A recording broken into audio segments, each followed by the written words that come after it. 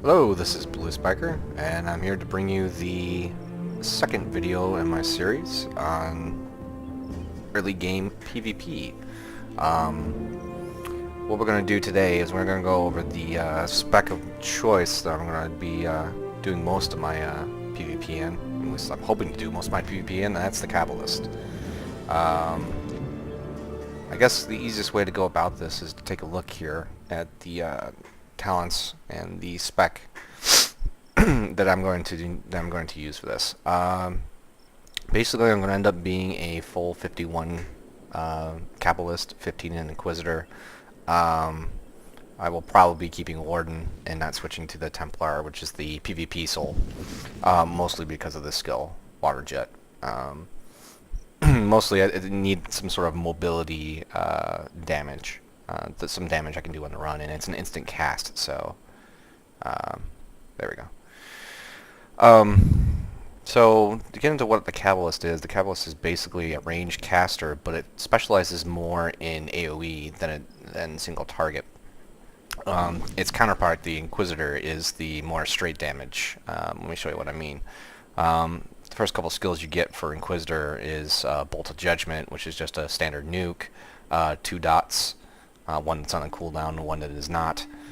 You get a larger nuke that has a larger cast time, and everything else is for the most part single target, with the exception of Soul Drain and the 31 point talent Circle of Oblivion.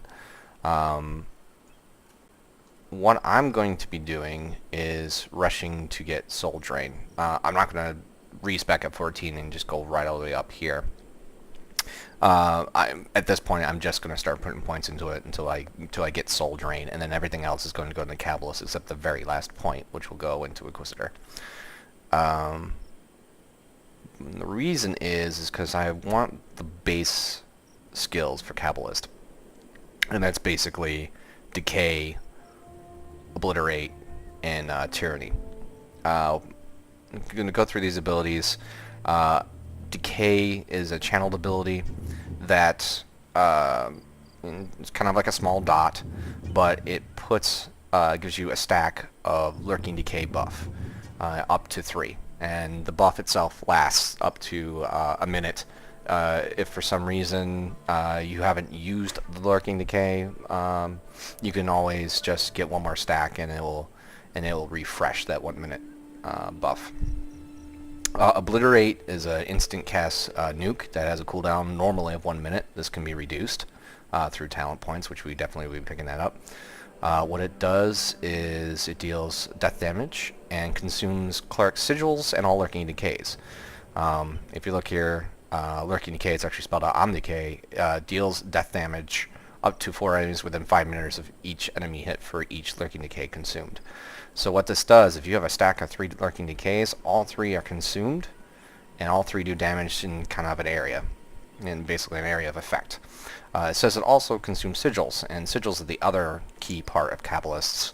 The first one you get is Sigil of Power.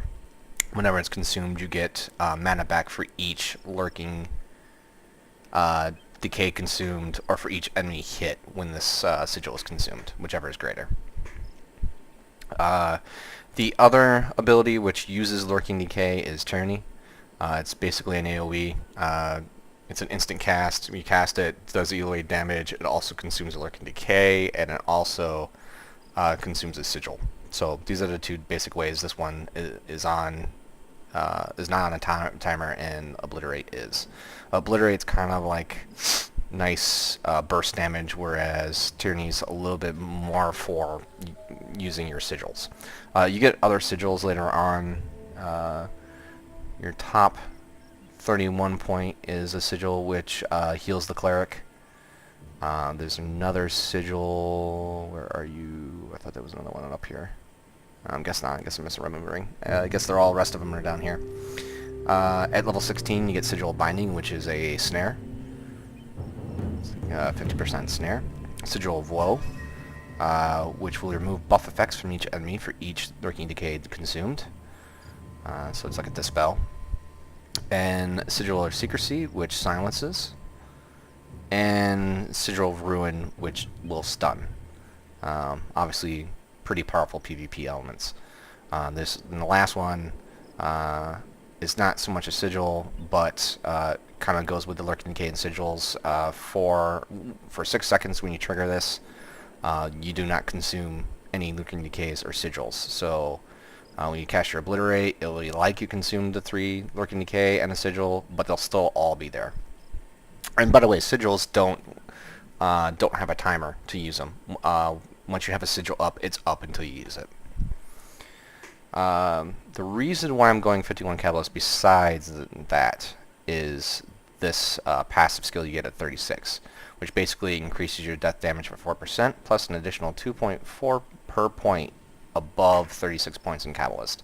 Basically, we're going to be maximizing that damage. You can take specs that have a lower amount if you really do not care about the Sign of Asia's or whatever, how you want to pronounce that. And just get Sigil of Ruin, that's fine, but for what we're going to try to do, I think the 51-15 is going to be the best bang for the buck, so that's what I'm going to go with. So that's a brief overview of Cabalist and Inquisitor and what I'm going to do with it. I'm going to show you real quickly what my bars look like or what they're going to look like, just because this is usually a question that's asked. The key bindings that I have on my hotbar is I use the QWERF keys for the bottom row, and I use Shift for these and those keys. And then I use 1 through 4, Shift 1 through 4, Control 1 for 4. And that's basically because that's where my hand feels the most comfortable.